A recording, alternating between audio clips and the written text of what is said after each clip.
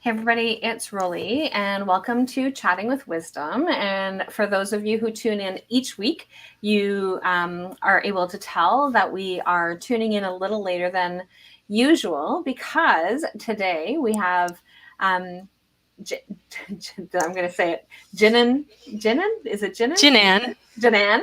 Jinan Banna, um, who is joining us from Hawaii. I even got her to tell me what her name was, like pronounce her name, and I'm still like, did I say it right? So it's like, so Jinan has her PhD and she's a registered dietitian. She is the founder of Jinan Banna, an associate professor of the University of the an associate. Oh my gosh, if I could read today, we would be doing even better. So, associate professor of nutrition at the University of Hawaii. She's also she also does her research.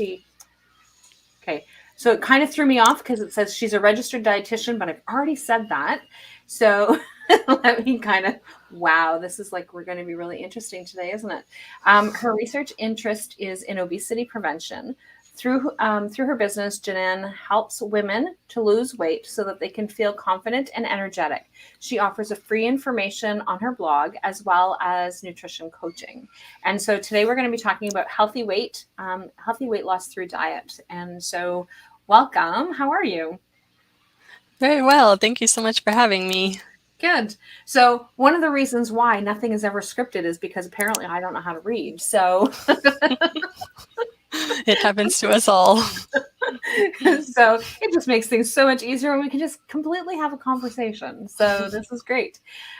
So tell me a little bit more about your journey. So obviously you're a registered dietitian. So nutrition is obviously something that's really important to you. But tell me a little bit more about your journey, like how you began, what some of the things that you had going on that way. Sure. My family has always had an interest in healthy eating. Even from a young age, I remember my mom encouraging me to read the food label and buying organic and talking to us about healthy eating. So it's always been an interest in my family. And that interest was further spurred by the death of a close family member from cancer. So I became really interested in prevention of chronic disease through diet, and have just gone on to really delve into the subject and make it my career. I got my degree at UC Santa Barbara in psychology as an undergrad, and then went on to study nutrition at UC Davis, and got my doctoral degree there. And am very excited to share my knowledge on this topic to inspire others to prevent disease through diet. Beautiful. And that is something that that we often overlook, isn't it? So like, because you're talking about the prevention, and there's so many things that we can be doing to prevent diseases. And in some cases, depending on how far things are, is being able to reverse some of the effects of some of the diseases in the earlier stages. And so by doing that by diet, so it's fascinating that well, not fascinating. It's great that your mom was able to start you guys at that younger age, because that's when we're that more susceptible, and that we can actually kind of go through and figure out what is it that we need to be doing, or what can we be doing, because the label, like by reading the labels, like I know that we were looking at something the other day, and my son was over. My children are adults, and one of the things that my older son was doing was that he was reading the label, and he said, yeah, this is kind of this one here. We were looking online, and he's like, yeah, this label here, and like this product specifically is like just loaded in sugar. And it was because we were having a conversation about something specific. So he had looked it up, and it was just great that he was able to be able to take a look at it. Whereas my other son, he doesn't really care. He just does whatever, whenever, however. But this one here looks at the label and checks to see what it is that's going on. But being able to have that at that younger age allows them to, and not them, but just us in general, because I know that that's not something that we grew up with. And so reading labels wasn't something that that I learned until I was like having my children. And so being able to have that is a really great place to start, isn't it? Definitely. Yep. I always encourage people to look at the ingredients list and to turn over the package and look at the back rather than the front, because there are so many claims on the front that can be really misleading. Use of the word natural, for example, which really doesn't have any strict meaning. So important thing is to turn over the food and look at the back. So what do you mean by that? So when it says natural, so like you said, those are those claims that are made on different products. So what do you mean by that particular statement?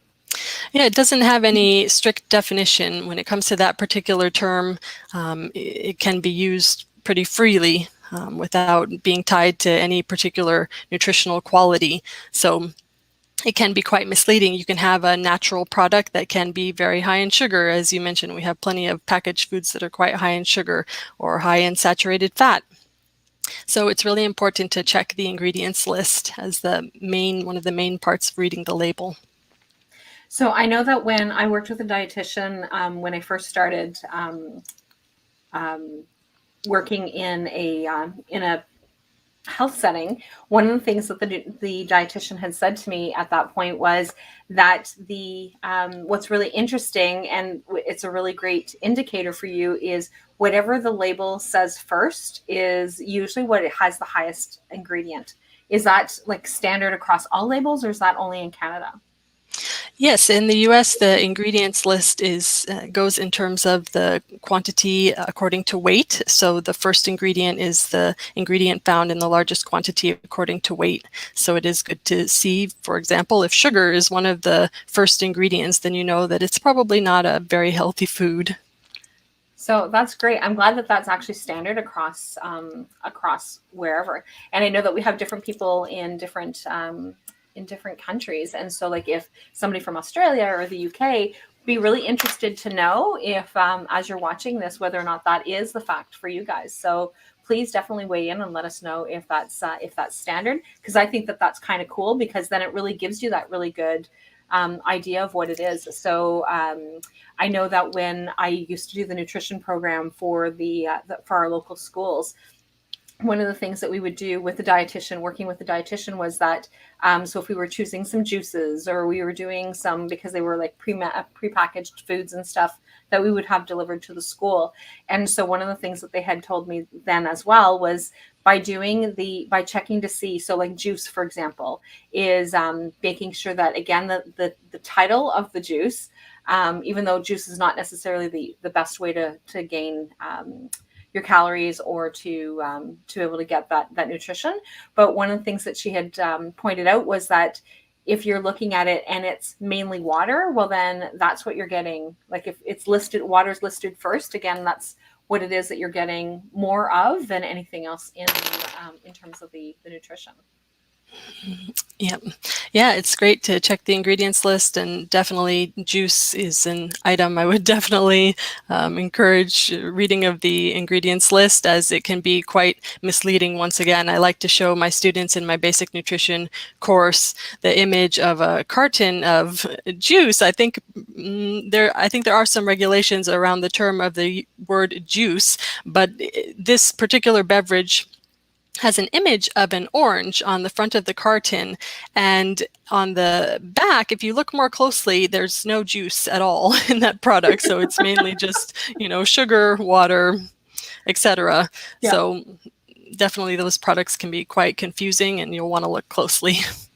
Yeah, so I know that here, one of the things that they have, and again, that was all of these things that are the tips that I had learned from the dietitian, is one of the things that she also had pointed out with, in terms of the juice, is that for us is, if it says juice, then probably it's juice. But if it says drink, or there's another word as well that has a combination of things, that means that it's not pure juice as well. So yeah, it's actually kind of interesting how they can just kind of be cautious, or like to kind of change up the words a little bit, so that you don't really know what it is that you're actually getting, isn't it? Right. Yep. And another thing I encourage people to do is to buy foods without food labels. So thinking more about the whole foods, the fruits and vegetables, for example, that's a way to ensure that you're not going to be getting a lot of added sodium and sugar and saturated fats. And that's a perfect way of being able to do that, isn't it? So, like, which is one of the reasons why that part is the largest area in our grocery store. And even in the frozen foods is one of the other places a lot of times that, not always, because it's still potentially packaged, but a lot of times in the frozen section, you might get a little better. Again, checking the ingredient level, that there's an ingredient label, that there's nothing else in there. So now that we've like really like talked about the labels, so tell me a little bit more about the. You have healthy weight loss through diet. So like, how does that work? Because so many people are so focused on calories and all these diet drinks, these shakes, and all these different products. So how do you do that through diet without having to get so overwhelmed with all the things that are commercialized? I think that's great that you bring those things up, and I really try to move people away from counting calories and away from special products because they're generally not necessary. And what happens is people have moved away from knowing the basic principles of healthy eating, and they become fixated on particular components of the diet, such as their carbohydrate intake. So I try to bring people back to those basic principles, and the basic principles are that balance. So thinking about balancing between all of the different food groups, getting enough of what you need from each of the different groups, having a variety, so eating different foods in each of the groups, because we know that the different foods give different nutrients, and that variety helps us to get what we need in terms of all of the nutrients our body needs. Then also thinking about moderation, so not overdoing it when it comes to added sugar, salt, saturated fats. We know that we have to keep those moderate in terms of our diet.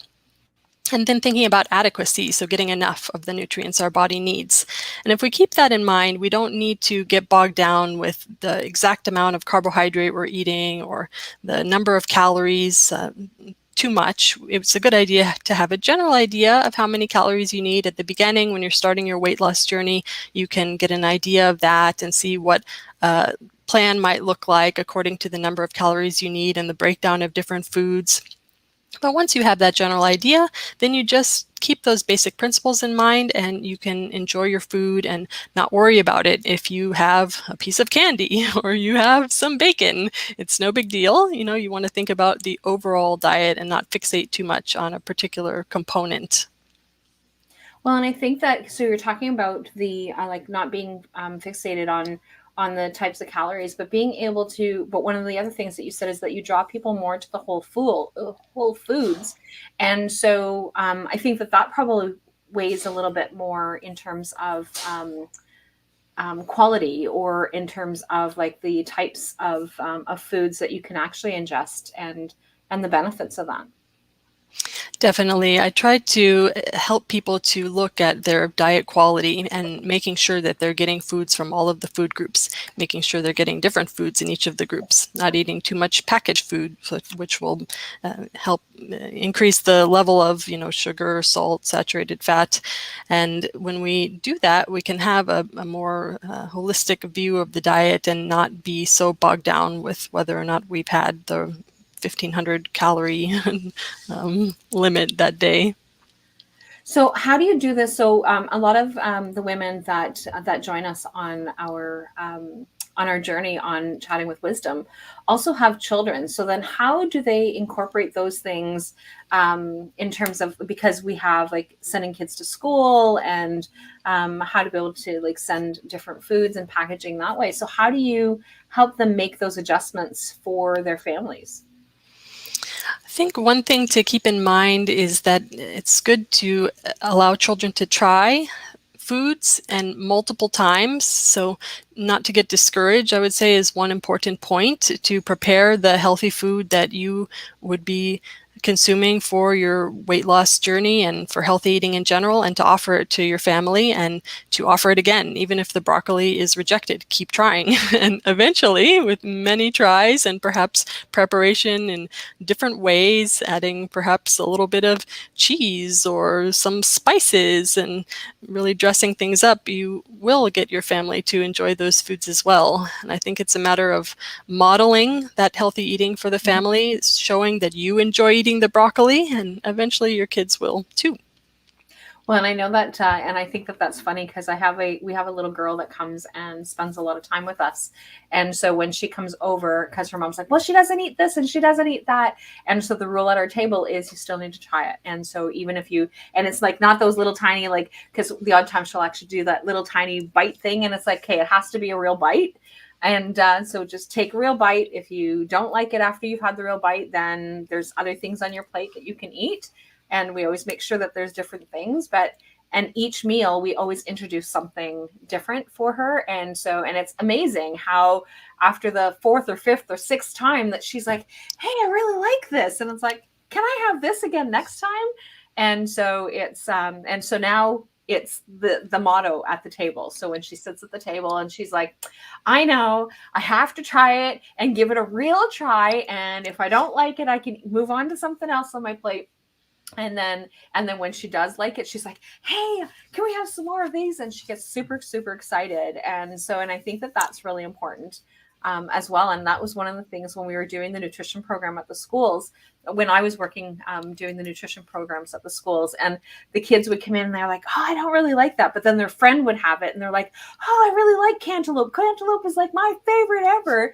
And so then the kids would be like, oh, Janie likes cantaloupe, so maybe I'll like cantaloupe too, and that kind of thing. So, like you said, it's that modeling and being able to change, and having that. And so, when I would have, because I volunteered at the school a lot during that time, that my kids were in school, and the parents would come in and they're like, how did you get the kids to eat that? And it's like, just keep introducing it. So each week it would be something different each week so that they didn't always get tired of the same things. But then we had the different ways of being able to have that going on. And so they would try different things, and it really makes that difference.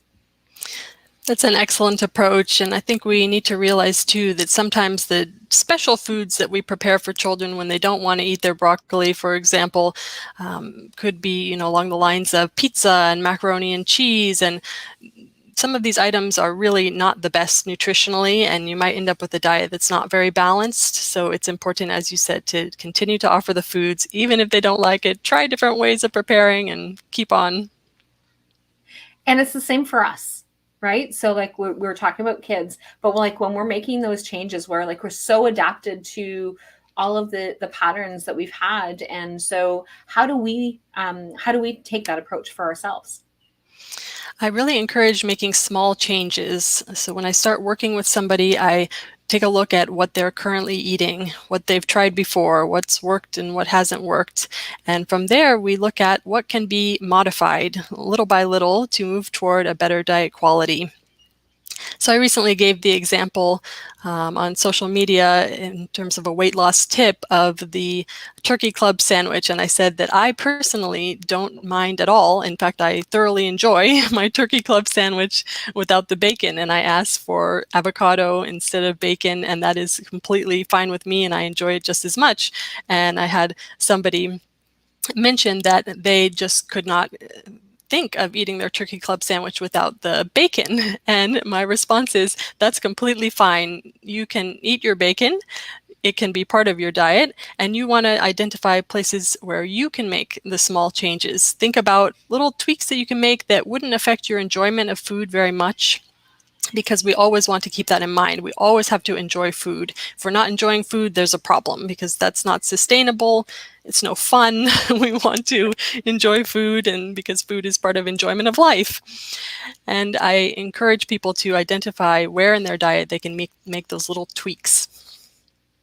So, and like you said, it could be something that simple, right? So changing the brand of something that you're using, right? Mm-hmm. So that can be something as simple of making that small change. So do you have any suggestions in terms of like those kinds of changes that they can make? Definitely. I write a lot on my blog about reducing intake of added sugar, because it's found so widely in foods and we tend to really overconsume it. And I have some suggestions, for example, for ice cream alternatives. I enjoy my ice cream sometimes, for sure. But if you read some of the labels of ice cream in the supermarket, you'll note that there's a huge difference in terms of the added sugar content. And you can find some ice cream that has very little in the way of added sugar and pretty wholesome ingredients. these ice creams may be sweetened with fruit. So they might have banana or dates. So they're pretty wholesome natural ingredients and don't contain all of that added sugar. And that's really important because that added sugar doesn't come along with the vitamins and minerals that our body needs. So when we can get the sugar from sources such as fruit, we're getting all of those vitamins and minerals along with fiber from that fruit. So it's a much better source of sugar. It gives us that pleasure from that sweetness, but doesn't give us all of those unnecessary calories. So, and that's great. So, you've made reference a couple of times to your blog. And so what I did was I just shared your blog link so that people can go and take a look at some of the things that you've been sharing about, because I think that that's really important, because we get overwhelmed when we are looking at that weight loss, and we're talking weight loss specifically. However, even somebody who is perfectly healthy can still get disease. And so somebody who's perfectly not healthy, obviously, if they're healthy, then they wouldn't be having the diabetes. But like they would have, but like they appear to be, right? So like a lower weight and that kind of thing. So like we're talking about that healthy weight loss. So it doesn't have to be an actual weight issue either. And so I know that when I was anorexic, that was one of the things that it's like when people looked at me, they're like, before it became too big of an issue, but like they would look at me and they're like, okay, well, you look healthy, like you look good, but it's like, what am I eating? What am I consuming? What is it that I have coming into my body? So yes, we're talking about weight loss. However, in terms of that nutrition aspect is also having that different ways of being able to eat. So if you have a husband and wife, for example, who the husband is like fit, trim, but he's eating the exact same things that you're eating, in terms of like needing to do that weight loss, is that in terms of nutrition, you're both still getting the same type of nutrition. So changing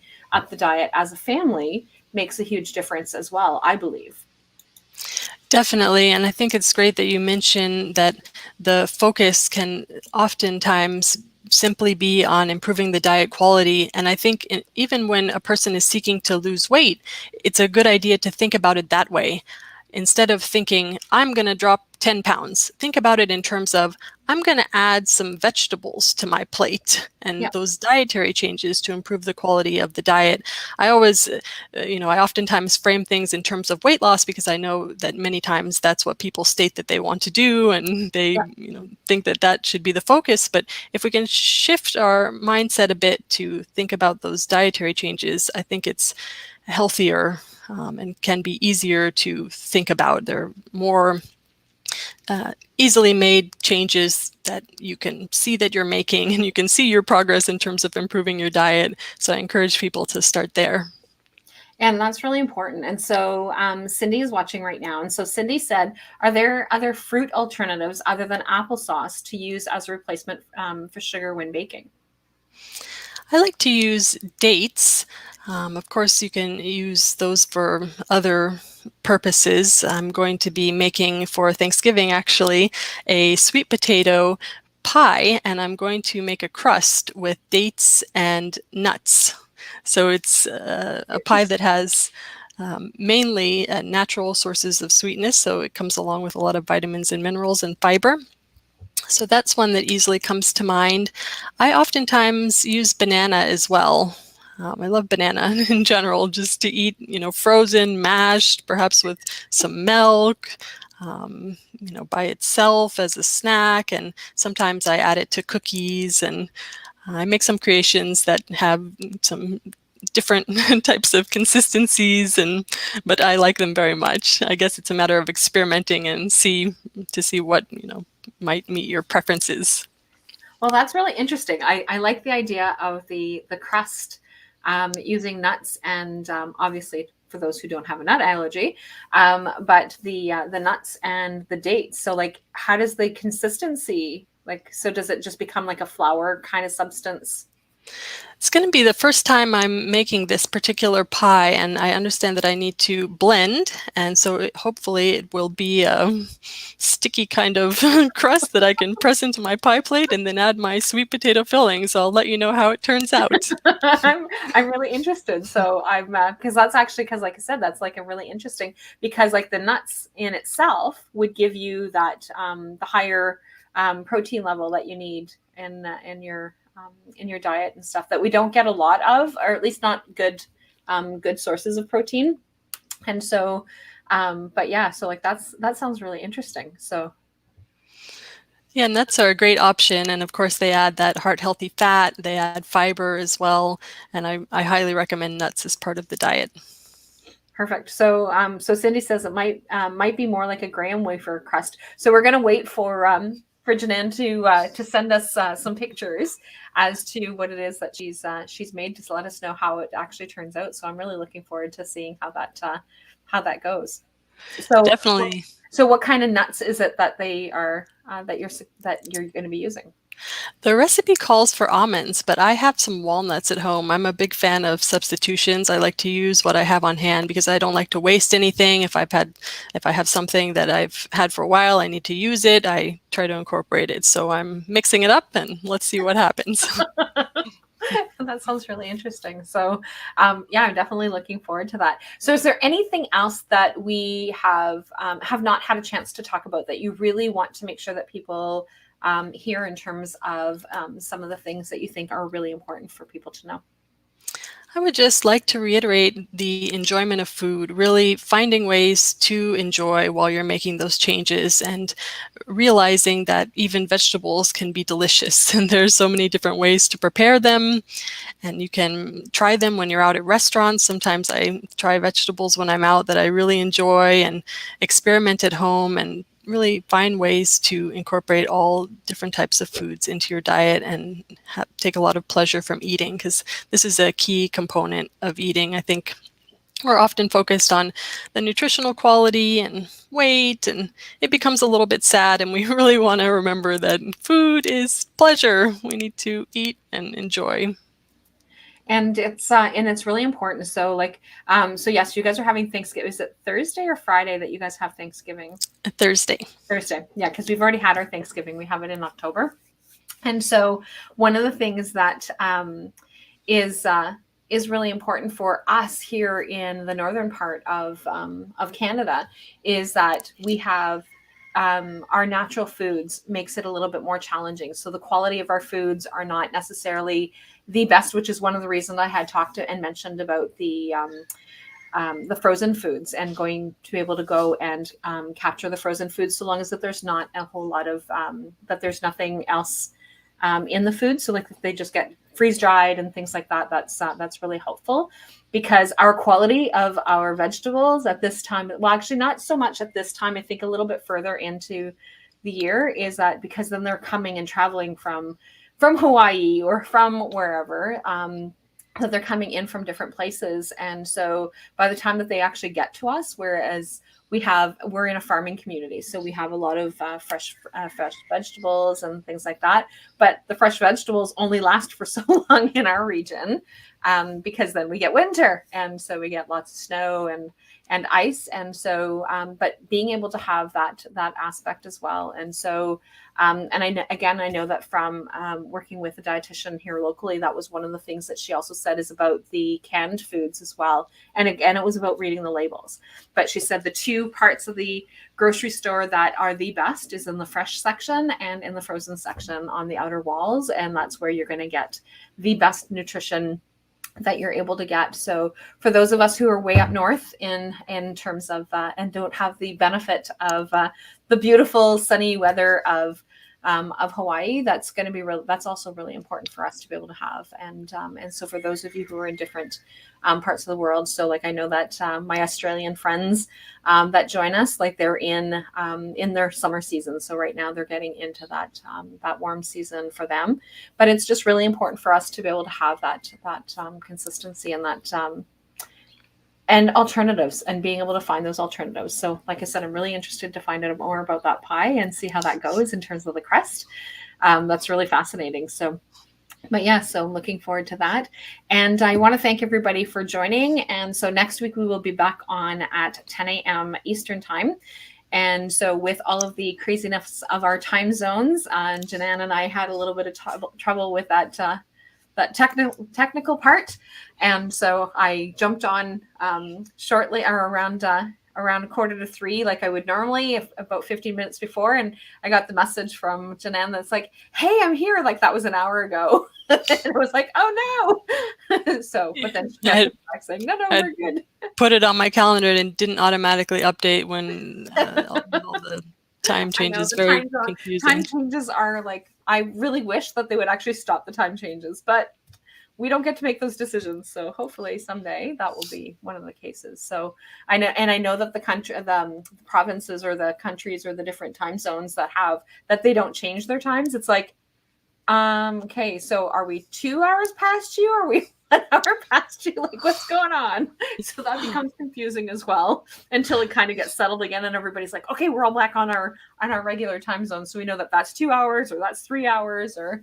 So yeah, that's our joy of time zones across the world. So thank you again so much for joining me, and loved having these conversations, because these are things that we often take for granted in terms of that conversation of like needing to like change everything. And so I really like how you talked about doing those small changes and making adjustments from a micro level that allows us to be able to make those changes so that they become part of our regimen and part of what it is that we normally do. So thanks again for joining us, and look forward to chatting with you again soon. Thank you so much for having me. Bye, everybody. We'll see you next